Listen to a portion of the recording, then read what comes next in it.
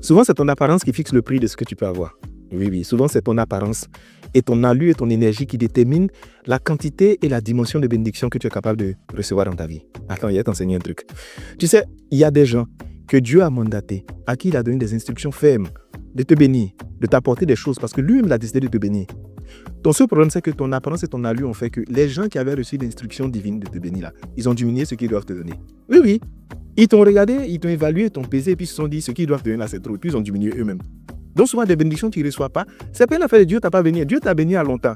Mais ton allure, ton énergie et ta présentation ont fait que des gens ont coupé la route sur ta bénédiction, ils ont taillé ça.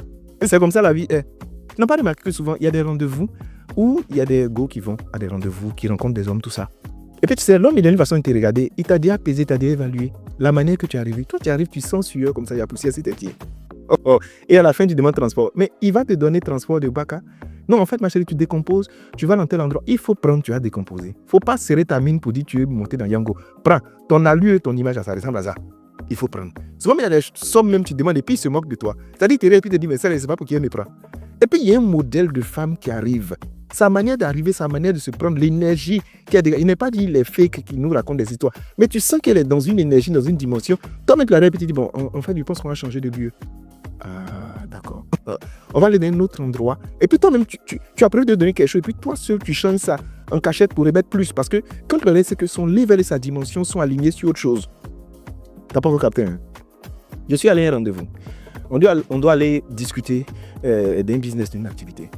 Votre problème, c'est que vous arrivez simplement à des rendez-vous qui ne sont pas simples. Spirituellement, d'abord, on a préparé le rendez-vous. Oui, le rendez-vous était cuit. On a bombardé, on a bien prié. Et quand on devait partir maintenant, on a sélectionné les vêtements avec délicatesse. On ne s'habille pas n'importe quoi. Même les codes couleurs sont choisis avec délicatesse. J'ai choisi les vêtements qu'il faut. Et je suis arrivé comme il faut. Tu me connais? Et je me suis attaché. Je sens bon, je suis frais. Je suis présentable. La voiture même qui a déposé, c'était un message que je voulais envoyer à ces personnes-là. J'arrive au rendez-vous. Il me regarde, il commence à chuchoter. Là-bas, il dit, ah, ça c'est bien. Après, ils disent, bon, en fait, on avait prévu une offre, mais on est en train de discuter pour voir comment est-ce qu'on peut améliorer l'offre. Il dit, mais vous allez aller loin dans la vie. Hein? Ah, vous avez compris que l'offre là n'était pas alignée sur ce qui est... Oh, d'accord. C'est pourquoi tout ce que tu fais et tout ce qui est lié à ton image, il ne faut pas jouer avec. Faut pas jouer avec. Tu sais, même le document pour fixer tes coûts là, il doit avoir un truc dedans. Il doit avoir quelque chose d'impressionnant, d'impactant. Faut pas être simple dans la vie. Ton apparence, c'est très important.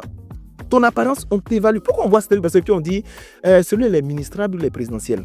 Ce n'est pas simplement l'apparence, mais il y a l'aura, il y a la personnalité, il y a toute son histoire qui fait que quand on le regarde, il ressemble à quelqu'un qui peut être ministre ou bien qui peut être président.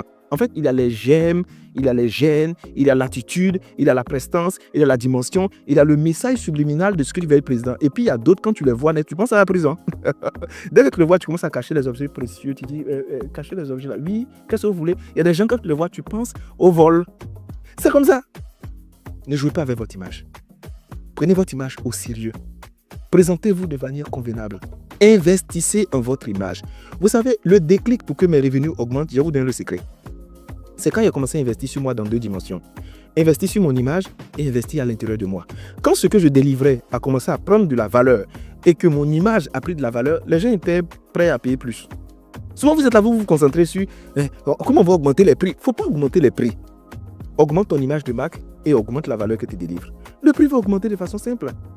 Aujourd'hui, mes prix ne sont plus pareils parce que j'ai la compétence, j'ai la qualité, j'ai l'image qui vont avec. Et il faut une cohérence. Il n'est pas dit d'inventer des choses, une certaine cohérence.